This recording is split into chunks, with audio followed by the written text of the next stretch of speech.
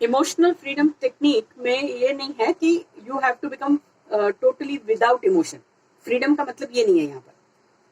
Emotional freedom is about being able to utilize the emotions the way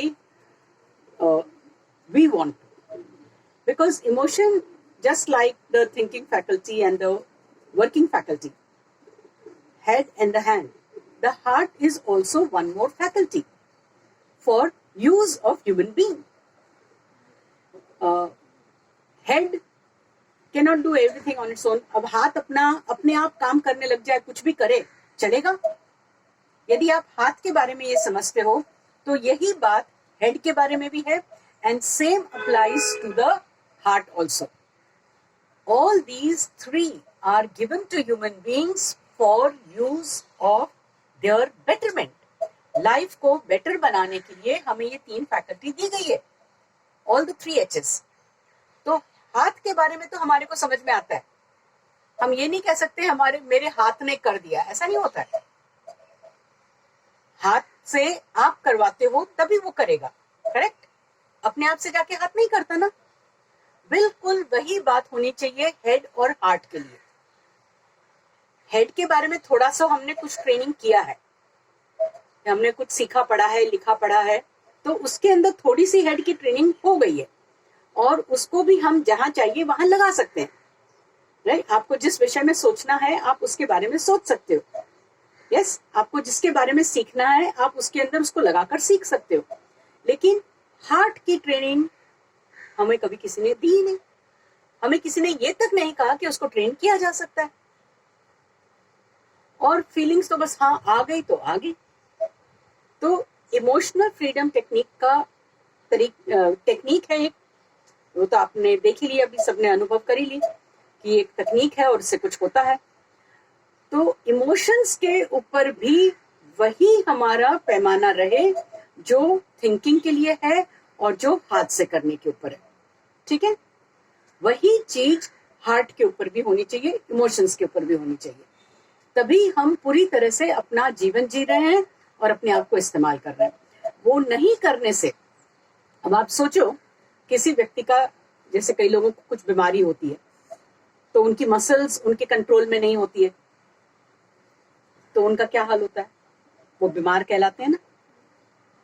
परेशानी होती है ना. हाँ, मसल्स कहीं भी जा रही है, वो हाथ हिला इधर रहे हैं लेकिन वो जा उधर रहा है. वही चीज यदि आपका दिमाग भी आप जहां लगाते हो वहां नहीं लगता है, आप जिस विषय के अंदर आप कंसंट्रेट करना चाहते हो और वो नहीं करता है, तो गड़बड़ है ना. आप दिमाग को बोलते हो कि तू इंग्लिश पढ़ और वो बोलता है कि नहीं मैं मैथ्स करूंगा, तो वो भी बीमार है ना. लेकिन ये बात हम हार्ट के बारे में नहीं जानते हैं, जबकि हार्ट के बारे में भी यही सही है. आज तक हमने कभी भी इसको ट्रेन करने की, समझाने की कोशिश ही नहीं की. और वृत्ति चेंजिंग टेक्निक का ये बहुत बड़ा हिस्सा इसलिए है क्योंकि वृत्ति बनती है हमारे अनुभवों से. Perception, we form perceptions from what we experience in life. ठीक है? हमने जो देखा है, जो हमारे साथ में हुआ है, उसके आधार पर हम हमारे वृत्ति बनाते हैं कि भाई हाँ ये चीज ऐसी है, ये चीज ऐसी होती है. करेक्ट? ये जानकारी हमारे को मिलती है क्योंकि हमारा हार्ट ट्रेंड नहीं है और उसके अंदर इतनी एनर्जी है कि वो हर चीज को अपने वश में कर सकता है. आपकी सोच के ऊपर भी हावी हो जाता है और आपके हाथों के ऊपर भी हावी हो जाता है. आपने अक्सर देखा होगा कि नहीं वो गलती से मेरा हाथ उठ गया, आप बोलते हो. वो किसने किया? आपके इस हार्ट ने किया. इतना गुस्सा आया कि हाथ वश में नहीं रहा. क्यों? क्योंकि वो अनट्रेन्ड फैकल्टी है, वाइल्ड है. वो जंगली जानवर का डर लगता है ना. पालतू तो शेर भी होता, आदमी उसके ऊपर हाथ फेर सकता है, उसके पास में बैठ सकता है. और जंगली तो कुत्ता बिल्ली भी हो तो उसका डर लगता है. तो ये जंगली है हमारा हार्ट, क्योंकि उसको हमने कभी टेमिंग नहीं किया, ट्रेनिंग नहीं किया. समझ में आ रहा है? तो हम उसके वश में हो जाते हैं. नहीं, पता नहीं कहाँ से मेरे दिमाग में ये नेगेटिव थॉट घर कर गया और फिर मैं बहुत डिप्रेशन में चली गई। राइट? हमने सुना है, ये कईयों के साथ हुआ है। किसने किया ये? कुछ भावनाएं ऐसी उत्पन्न हुई जिसके ऊपर हमारे को कोई कंट्रोल नहीं था, वो हमारे पर हावी हो गई और उसने हमारा थॉट प्रोसेस बदल दिया और उसकी वजह से हमारा सारा एक्सपीरियंस बदल जाता है। किसी भी सिचुएशन में हम जैसा फील करते हैं हमको वही याद रहता है। जो हमने सुना है वो हमको याद नहीं रहता, जो हमने किया है वो हमको कम याद रहता है, बल्कि जो फील किया वो जिंदगी भर याद रहता है, क्योंकि उसको हमने ट्रेनिंग नहीं किया, वो अपने मन की मर्जी से चलता है, वो सबके ऊपर हावी हुआ रहता है, उसकी एनर्जी एकदम वाइल्ड है और उसकी वजह से परसेप्शन अफेक्ट हो जाते हैं। हम चाहते भी हैं, ये सब हमने सुन रखा है और हम करते भी हैं, डू पॉजिटिव थिंकिंग। कर सकते हो? किसी भी नेगेटिव सिचुएशन में पॉजिटिव आप कितनी देर देख सकते हो? रहता है माइंड उधर? नहीं। लेकिन मेरे को बुरा लग रहा है तो लग रहा है। अब मैं बहुत कोशिश करती हूँ पॉजिटिव थिंकिंग की, लेकिन पॉजिटिव थिंकिंग तब होगी जब वो हार्ट से फ्री होगा। हार्ट ने उसके ऊपर काबू कर रखा है, तो ये फ्रीली नहीं सोच सकता। जब हार्ट उसके अंडर में रहेगा तो पॉजिटिव थिंकिंग हो पाएगी। नेगेटिव आएगा ही नहीं, क्योंकि इसने यदि तय कर लिया कि पॉजिटिव करना है तो होगा। इसलिए इमोशनल फ्रीडम टेक्निक वृत्ति चेंजिंग टेक्निक के लिए बहुत ज्यादा इंपॉर्टेंट है। मैंने क्या किया है, टैपिंग सिस्टम ज्यादातर वही रखा है जो EFT का है, लेकिन जो उसके साथ में हम चॉइस करते हैं खास करके, और जो एक्नॉलेजमेंट करते हैं, इमोशनल फ्रीडम टेक्निक में हम खाली इमोशंस को एक्नॉलेज करते हैं। और मेरे साथ में जब आप करोगे कि आप देखोगे कि मैं उसके अंदर बिहेवियर भी डाल देती हूँ, हैंड वाली चीजें भी और हेड वाली चीजें भी डाल देती हूँ, थॉट प्रोसेस भी, और उसके साथ में मैं पूरा परसेप्शन चेंज करवाती हूँ। तो थोड़ा सा उसको मैंने मॉडिफाई किया है और उसको वृत्ति चेंजिंग टेक्निक बनाया है, क्योंकि मेरे पास में अभी मैं कल भी जो थी सारे दिन भर में RTI वालों के लिए पूरा दिन का उनका वर्कशॉप था, वृत्ति चेंजिंग टेक्निक ही उनको सिखाई मैंने, क्योंकि बहुत स्ट्रेस में हैं लोग इस समय, वर्क सिचुएशन बहुत खराब हो रहा है सब जगह पे। उन्होंने भी बहुत अच्छा अनुभव किया, तो उनको भी यही बताया कि स्ट्रेस इज अ परसेप्शन। मुझे स्ट्रेस महसूस होता है, आप कहते हो ना, यस, तो वो महसूस होना जो है इज योर ओन परसेप्शन। वही सेम चीज दूसरे को स्ट्रेस क्यों नहीं दे रही? तो ये मेरा खुद का परसेप्शन है, इसलिए मुझे स्ट्रेस हो रहा है। तो मेरा खुद का परसेप्शन वो कलर्ड हो गया है इस इमोशन से। तो पहले इमोशंस को शांत करके अपने वश में लाना है, तब हमारा परसेप्शन सही हो पाएगा।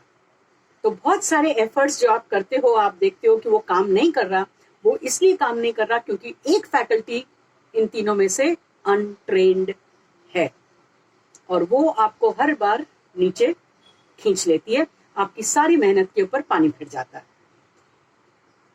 ठीक है, सुधर भी जाता है, टेम्पररी रहता है, फिर वापस बिगड़ जाता है। यही हाल हमारी मेडिसिन का भी होता है।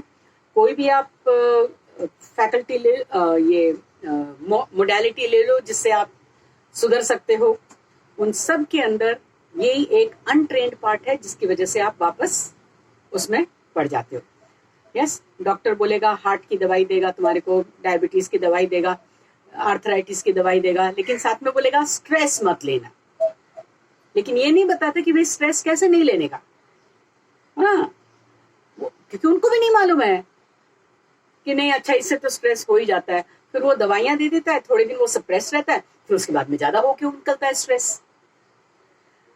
तो यदि उस एक फैकल्टी को ट्रेन कर दिया जाए तो ये सारा सब झंझट हमारे वश में हो जाएगा, तो बहुत अच्छा हो जाएगा। अब पूरा ट्रेनिंग के लिए कितना समय लगेगा वो देखा जाएगा, लेकिन अब तुम लोगों ने ये निर्णय लिया है कि नहीं, हमारे को कुछ तो इसके लिए करना है। अब इलेक्ट्रिसिटी यूज करने के लिए पहले इलेक्ट्रिसिटी बनती कैसे है और कैसे आती है, कैसे जाती है, कैसे होता है, वो जानना जरूरी नहीं है ना। तो वैसे ही ये है, तो पूरा इमोशंस को पूरी तरह से डीप में जानना जरूरी नहीं है। हम पहले उसका सही से इस्तेमाल करना सीख लें, और धीरे धीरे थोड़ी इंजीनियरिंग की आदत है तो हम वो भी सीख लेंगे, चाहिए तो ना। वो अपने आप पढ़ लिख, बहुत जगह पे लिखा हुआ है, बहुत सारा कुछ लिखा हुआ है, वो हेड के लिए है काम। इसलिए बहुत लोग मेरे को बोलते हैं, अच्छा तो आप ये इमोशनल इंटेलिजेंस करते हो। मैंने कहा बिल्कुल इंटेलिजेंस नहीं है इसमें। इंटेलिजेंस का नाम नहीं लेना, बहुत खराब किया इंटेलिजेंस ने काम। ये इमोशनल एजुकेशन है। ठीक है, इमोशनल एजुकेशन है। We are educating our emotions, isn't it? Okay. है ना? Educating it to do its own duty and not to get into somebody else's. It is getting into the hand also, it's getting into the head also and spoiling everything else for us. तो perception सही होने नहीं देता है ये। जब इसकी मर्जी होती है तब वो कैसे बंदर की तरह उछलता रहता है ये। So that is about emotional freedom technique and वृत्ति चेंजिंग टेक्निक। ओके, इस समय के लिए आप लोगों के लिए दोनों सेम है।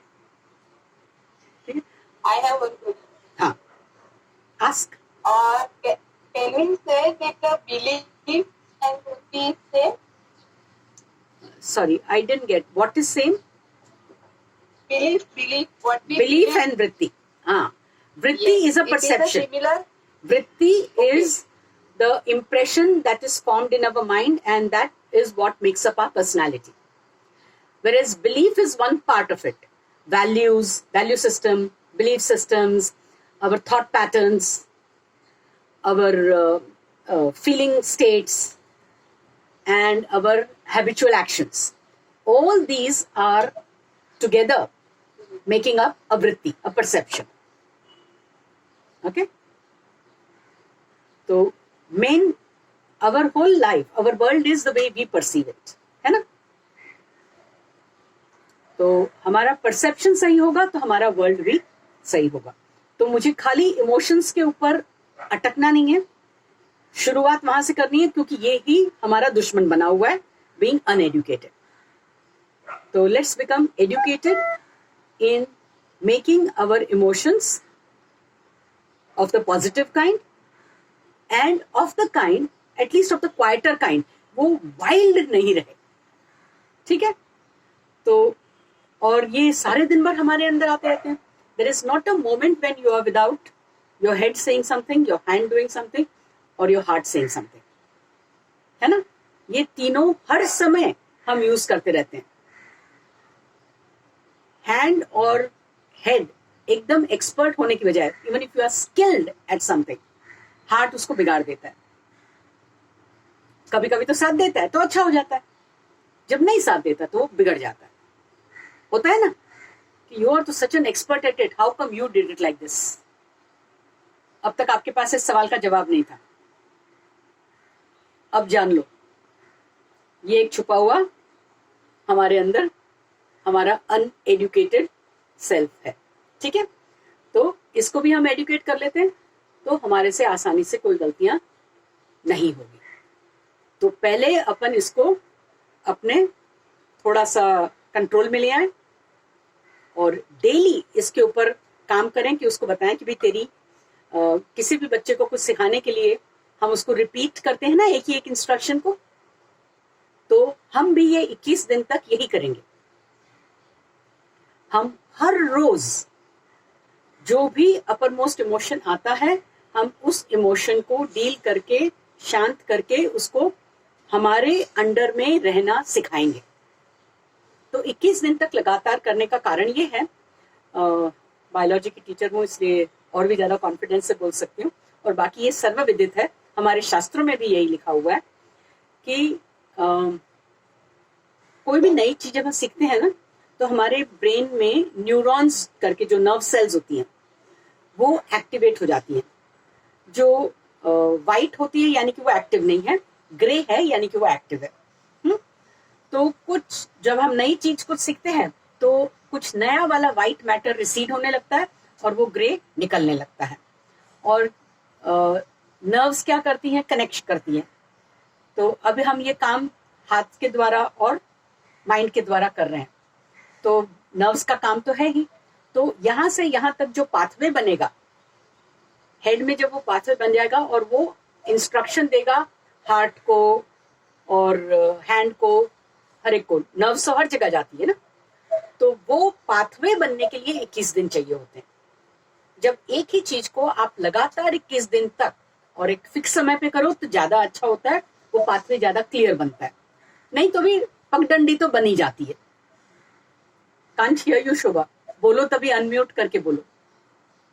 बायोलॉजिकल क्लॉक बन जाता है। हाँ, you said it right, correct. हमारी हाँ, कंडीशन हो जाती है, नहीं ये टाइम हमारे ये time। बिल्कुल। यदि वो करोगे ना तो ज्यादा और भी ज्यादा अच्छा होगा।